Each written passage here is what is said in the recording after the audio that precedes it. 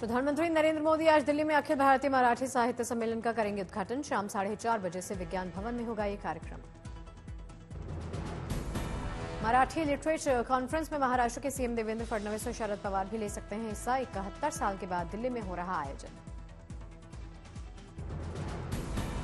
रविवार तक चलेगा मराठी साहित्य सम्मेलन। पुस्तक प्रदर्शनियां, सांस्कृतिक कार्यक्रम, मशहूर साहित्यकारों के साथ भी होंगे बातचीत के सेशंस। दिल्ली में आज से school of ultimate leadership conclave की होगी शुरुआत। प्रधानमंत्री मोदी भारत मंडपम में करेंगे उद्घाटन। School of ultimate leadership conclave में भूटान के प्रधानमंत्री दाशो शेरिंग तोब्गे होंगे मुख्य अतिथि। राजनीति, खेल, कला, मीडिया, अध्यात्म, कारोबार जगत की हस्तियां पहुंचेंगी। पदभार संभालते ही एक्शन में आई दिल्ली की मुख्यमंत्री रेखा गुप्ता। कैबिनेट में कैग रिपोर्ट पेश करने का फैसला। आयुष्मान योजना को हरी झंडी। दिल्ली की नवनिर्मित सीएम रेखा गुप्ता के घर के बाहर लगा लोगों का तांता। नए सीएम से मुलाकात कर दी बधाई। दिल्ली सीएम रेखा गुप्ता ने पीडब्ल्यूडी और जल निगम के अधिकारियों की बुलाई बैठक। दोपहर 1 बजे दिल्ली सचिवालय जाएंगी रेखा गुप्ता। यमुना की सफाई को लेकर बोली सीएम रेखा गुप्ता। कहा 15 साल कांग्रेस रही, 12 साल आप रही, लेकिन अब हमारी सरकार है, हम यमुना जी को साफ करेंगे। 15 साल उन्होंने कर लिया, 13 साल उन्होंने कर लिया, हमें क्या? हम अपना एक दिन में जाकर क्या? उन्हें तकलीफ इसी बात की है कि अरे इन्हें तो अपने सारे कमिटमेंट्स याद है। दिल्ली में आज नई कैबिनेट दफ्तर में संभालेंगी कार्यभार। प्रवेश वर्मा और मनजिंदर सिंह सिरसा समेत दूसरे मंत्री लेंगे चार्ज। दिल्ली सरकार में मंत्री बनने के बाद मनजिंदर सिंह सिरसा पहुंचे बंगला साहिब गुरुद्वारा। मत्था टेककर किया शुक्राना। दिल्ली में मंत्री बनाए गए डॉक्टर पंकज सिंह का भावुक वीडियो सामने आया है। वायरल हुआ है। मां की तस्वीर के आगे झुककर लिया आशीर्वाद तो भाई के छुए पैर। कांग्रेस नेता सोनिया गांधी को दिल्ली के गंगाराम अस्पताल से आज मिल सकते हैं छुट्टी। सूत्रों के हवाले से खबर है कि कल रूटीन चेकअप के लिए भर्ती करवाई गई थी। कर्नाटक में रमजान पर 2 घंटे की छुट्टी की अपील की। जल्द कांग्रेस नेता सीएम के सामने उठाएंगे मुद्दा। पहले तेलंगाना ने मुस्लिम समुदाय के सरकारी कर्मचारियों को रमजान पर शाम 4 बजे काम छोड़ने की दी थी अनुमति। कांग्रेस नेता राहुल गांधी के रायबरेली दौरे का दूसरा दिन। अपने संसदीय क्षेत्र में आज पार्टी कार्यकर्ताओं के साथ करेंगे मुलाकात। रायबरेली में राहुल दोपहर 12 बजे आजादी के नायक जांबाज बीरा पासी की प्रतिमा पर करेंगे माल्यार्पण।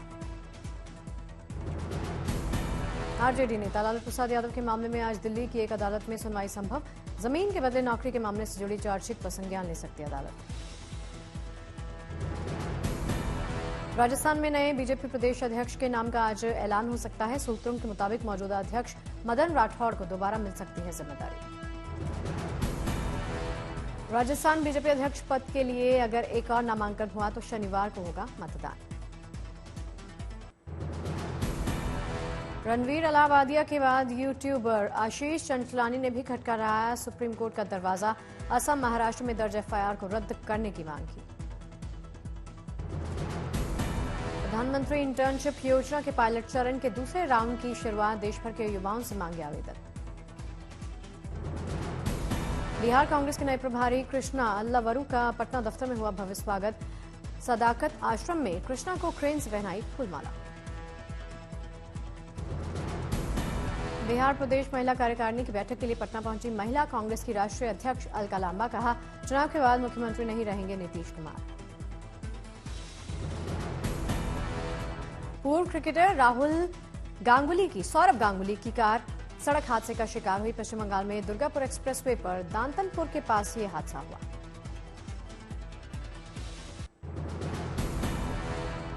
अमेरिका में भारतीय मूल की काश पटेल बने खुफिया एजेंसी एफबीआई के डायरेक्टर। सेनेट ने वोटिंग में 51-49 से दी मंजूरी।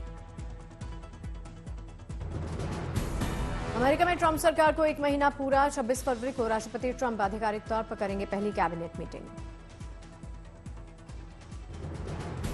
दक्षिण अफ्रीका के दौरे पर विदेश मंत्री एस जयशंकर G20 विदेश मंत्रियों की बैठक में हुए शामिल। एस जयशंकर ने सिंगापुर और ब्राजील के विदेश मंत्रियों के साथ दक्षिण अफ्रीका के जोहान्सबर्ग में की द्विपक्षीय मीटिंग। रूसी विदेश मंत्री सर्गेई लावरोव से मिले एस जयशंकर, दोनों देशों के संबंध को मजबूत करने पर जोर।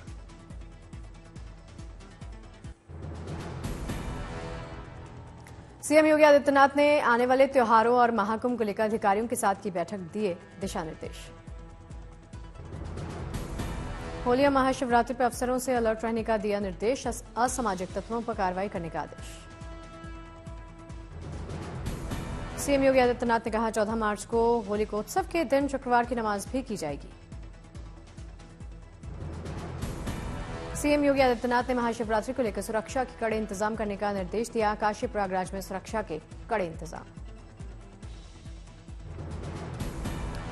सीएम योगी आदित्यनाथ ने अधिकारियों को दिशा निर्देश दिए, कहा धर्मस्थलों से अवैध लाउडस्पीकर बजाने पर तत्काल कार्रवाई करें। महाकुंभ में स्नान ध्यान का 40वां दिन, बड़ी संख्या में श्रद्धालुओं ने लगाई संगम में डुबकी। महाकुंभ में अब तक 58 करोड़ से ज्यादा श्रद्धालुओं ने आस्था की डुबकी लगाई। अभी 5 दिन और चलेगा मेला। गुरुवार को 1 करोड़ 15 लाख से ज्यादा श्रद्धालुओं ने संगम में आस्था की डुबकी लगाई।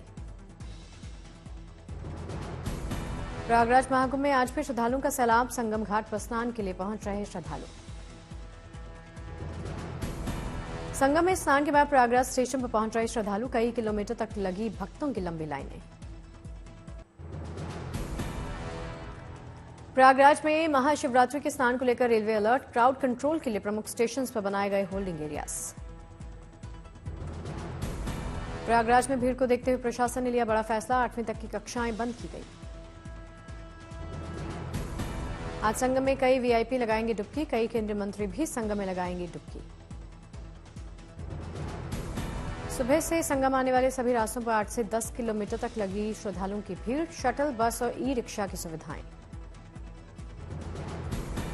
महिला श्रद्धालुओं की अमर्यादित वीडियो सोशल मीडिया पर पोस्ट करने वाले 17 अकाउंट के खिलाफ पुलिस ने एक्शन लिया है। कुंभ के बीच में केंद्रीय कृषि राज्य मंत्री भागीरथ चौधरी का अपने संसदीय क्षेत्र अजमेर के कार्यकर्ताओं समर्थकों को तोहफा, स्पेशल ट्रेन के जरिए 1300 समर्थकों को लेकर प्रयागराज पहुंचे। प्रयागराज महाकुंभ से यूपी की सभी जेलों को भेजा गया संगम का पवित्र जल, आज पवित्र जेल से नहाएंगे हजारों कैदी। एमपी के इंदौर में कैदियों ने महाकुंभ से लाए गए संगम के पवित्र जल से स्नान किया, जेल में स्नान से पहले पूजा पाठ किया। प्रयागराज महाकुंभ के बीच में आरपीएफ जवानों ने फिर से पेश की मानवता की मिसाल, रामबाग रेलवे स्टेशन पर बेहोश हुए एक शख्स की जान बचाई। बिहार के सीतामढ़ी में स्केटिंग कर प्रयागराज कुंभ से लौटे 2 युवक, करीब 700 किलोमीटर की यात्रा को बताया रोमांचक।